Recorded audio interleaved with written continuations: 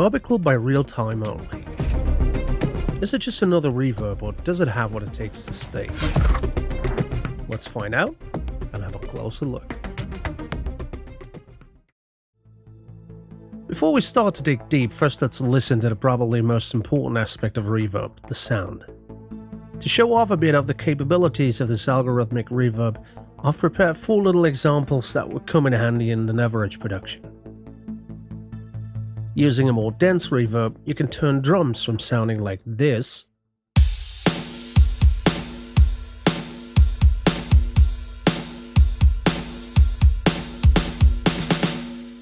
into this.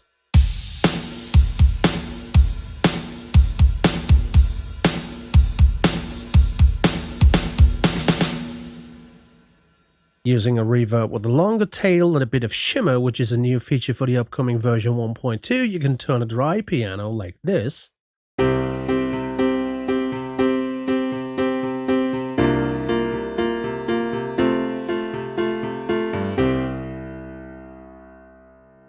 into this.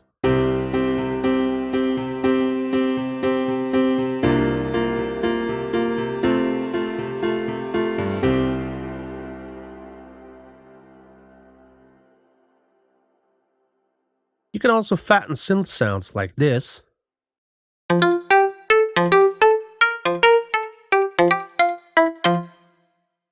make them sound like this.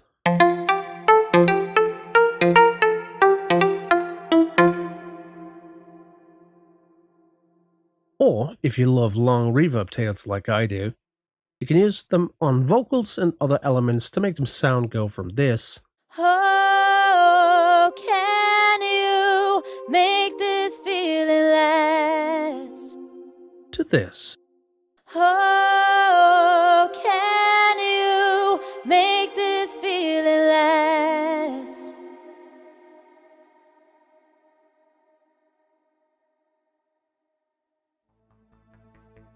What I explicitly love about Reverbical is the fact that it combines ease of use with a big set of features I have never seen in any other algorithmic reverb before.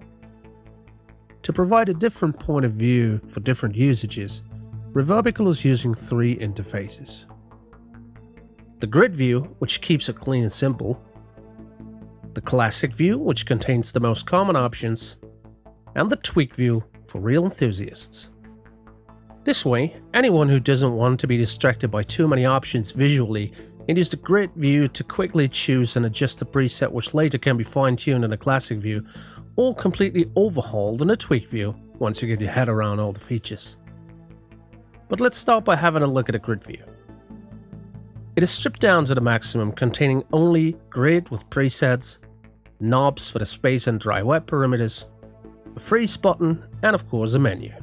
The main focus of the grid view is of course the grid, which contains 96 presets, all labeled, including categories, the current selected preset being highlighted with a lighter color, and a circle which marks the exact position in the grid.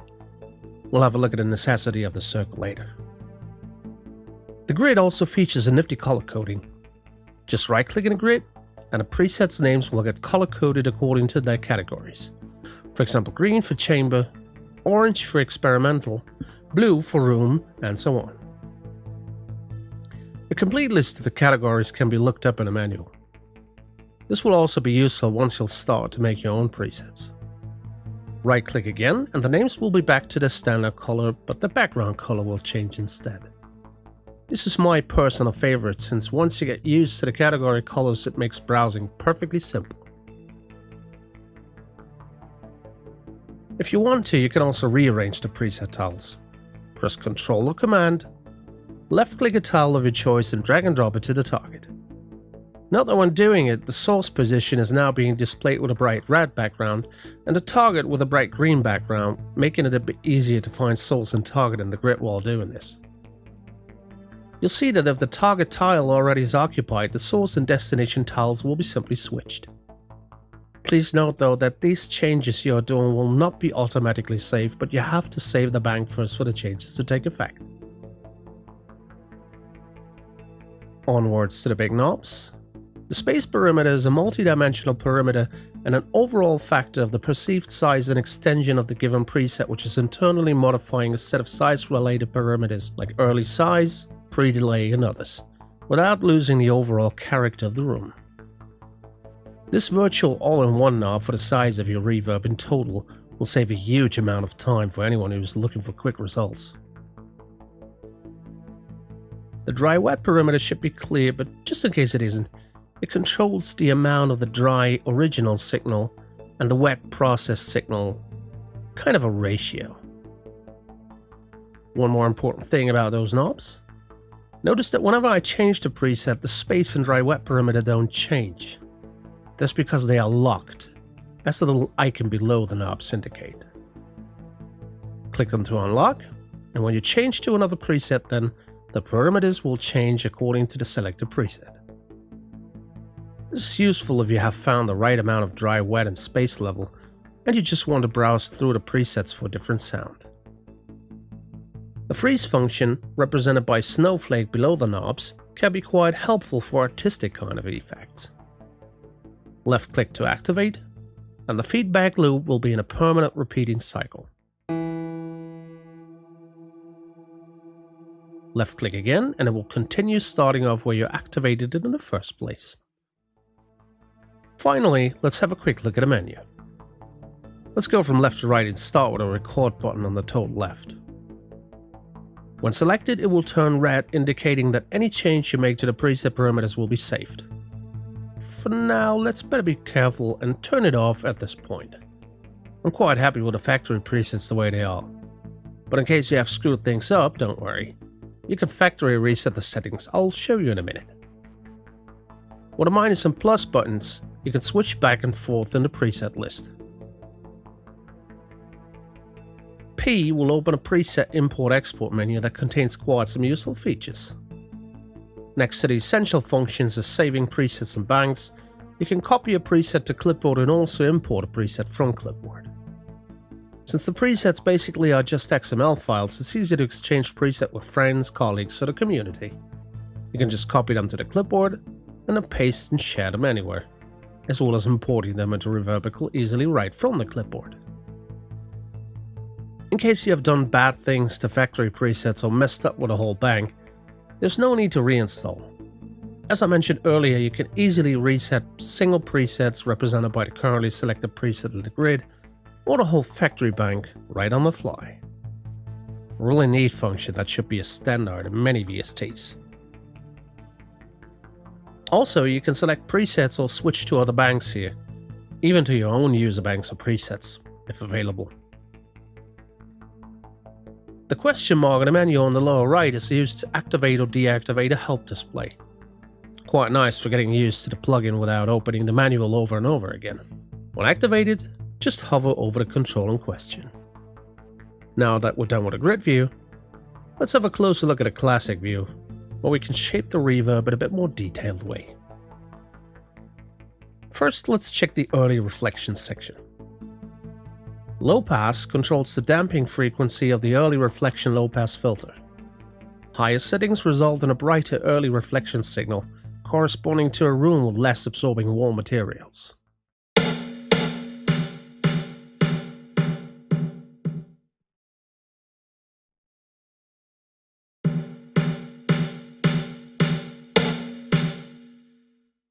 Diffuse controls the spreading amount of the early reflections, leading to a more random, diffuse, and less directional perception.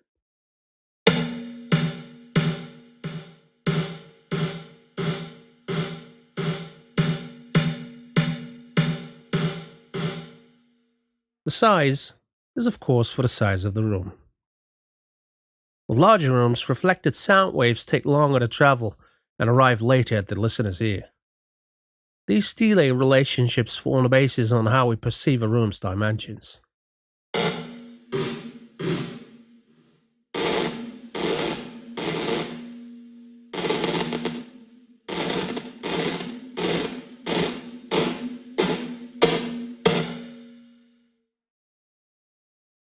Late feed controls how much of the output of the early reflection section is routed into the late reflection input, in addition to the original input signal.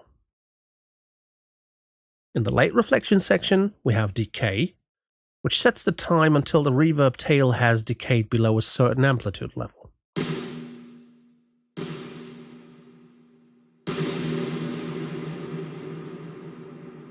Please note that the absolute time may be affected by other parameters, for example the absorption filter settings, so your mileage may vary at this point. High pass is the late reflection counterpart of the low pass in the early reflection section and controls the damping frequency of the late reflection high pass filter.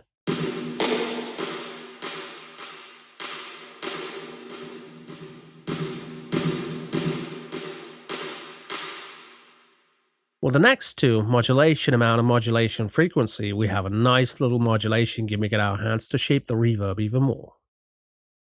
The modulation amount and frequency are applied to the first 4 late reflection delays. This can make the room sound more vivid and can also affect brightness, but should be used with caution on tonal instruments due to its pitch shifting side effects.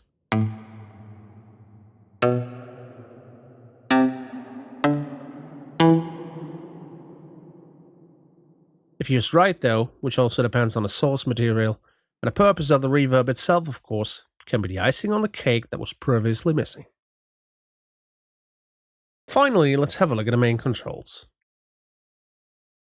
Pre-delay sets the delay time between the input signal and the beginning of the early reflections. This is an important parameter to control the perceived size of the room, since higher pre-delays occur in nature when the distance to the wall is larger, as it is in larger rooms. In the mix, pre-delay can be a useful tool to set the input signal slightly apart from the reverb effect, so that it is not masked by the reflections. Also, pre-delay can be used in a creative way to apply a distinct delay before the effect is dropping in.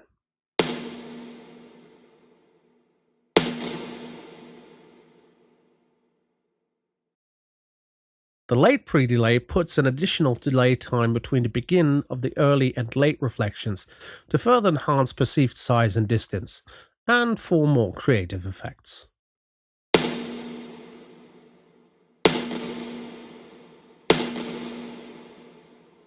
The late pre-delay is always adding up to an already set pre-delay value, so that the relation between early and late part is solely controllable with the late pre-delay parameter without affecting the main pre-delay.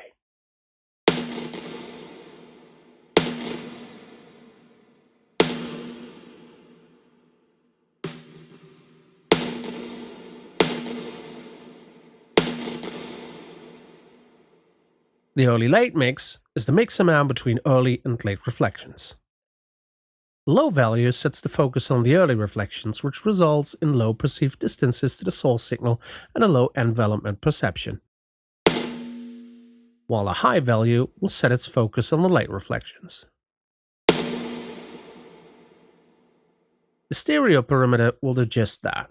It will control the width of the signal of early and late reflections. So if turned down, you will have a mono signal, while if turned up, your stereo image will be wider.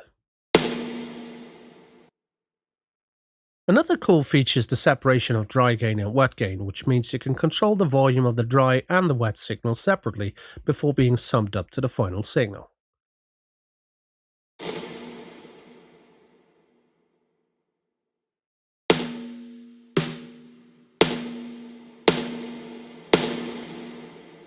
This way you will have a more individual and more subtle control of the volumes than with the mine dry wet parameter. And if you are really crazy about full reverb control and still not have enough parameters to play with, buckle your seatbelts and get ready for the tweak view.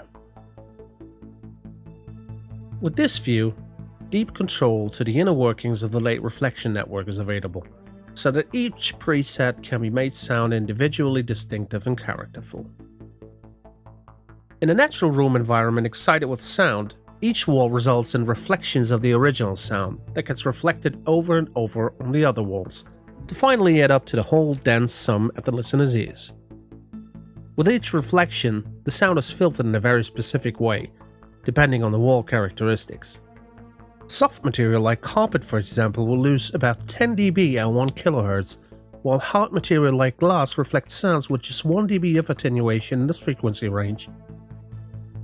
Now, Each of the 16 delay lines in Reverbical represents such a reflection path within a room.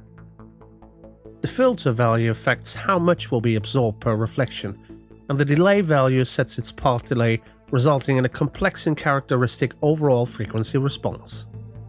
Holding the Shift key while moving the mouse over the sliders allowed to quickly draw values. Keep in mind that only the first 4 delay lines are modulated, so make sure these are not entirely dampened if you want any modulation to have an effect.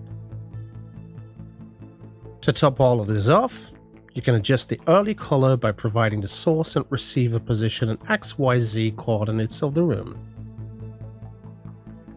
Finally, let's have a look at the 2 new big features of the current version 1.2.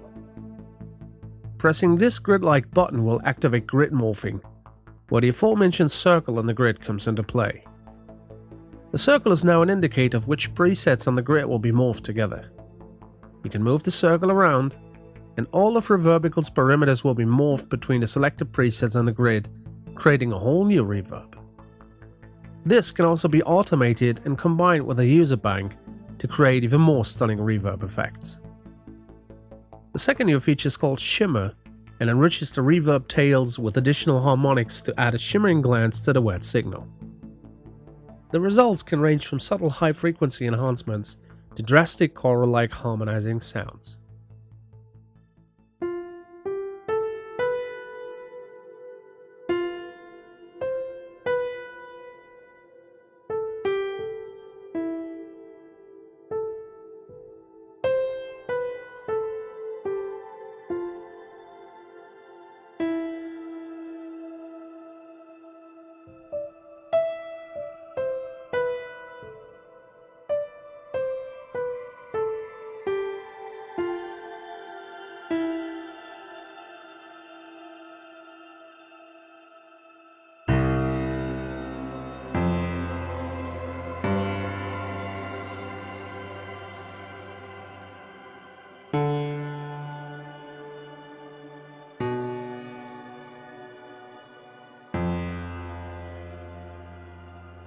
Shimmer works best with harmonic signals like synths, pads, guitars and the like, and can be enhanced even more when combined with modulation.